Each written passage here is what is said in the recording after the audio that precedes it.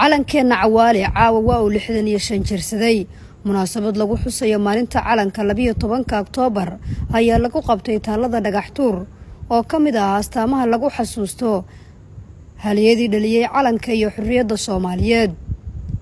Ra'iisul Wasaaraha Xukuumadda Federaalka Soomaaliya Mudane Xasan Cali Khayre oo ay weheliyeen mas'uuliyiin ka tirsan golayaasha dawladda iyo gudoomiyaha gobolka Banaadir ayaa ka qayb galay munaasabadan oo lagu maamuusayay laguna weyneynayay dhalashadii calankeena cawaale oo ahayd 12 bishii Oktoobar sanadkii 1954 waana maalintii ugu horeysay ee la gardaadiyay ama la banaan bixiyay sidii curad la jecel yahay calanka Soomaaliyeed.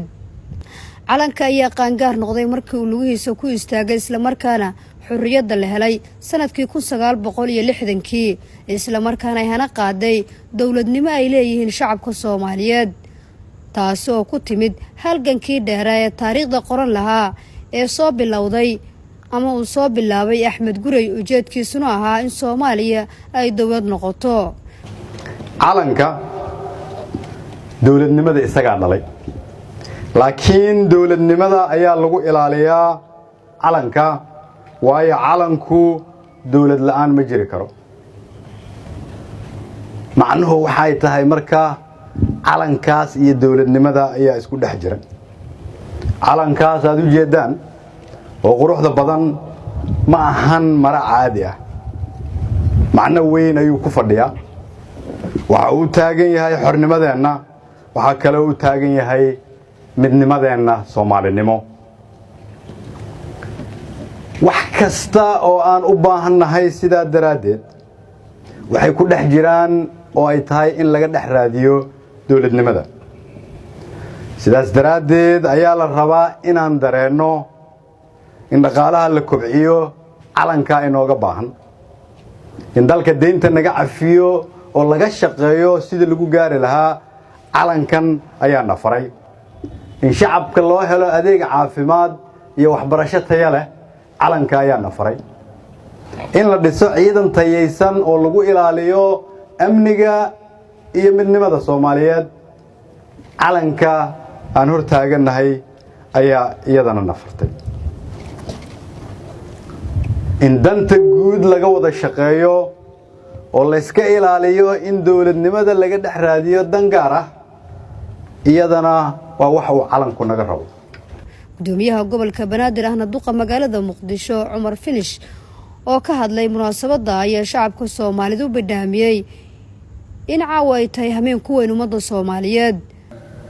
waa farxad weyn marka waa farxad la dhihi karo waa xilligii ummadda Soomaaliyeed ay qaan gaartay la aqoonsaday adduun weynuhu aqoonsaday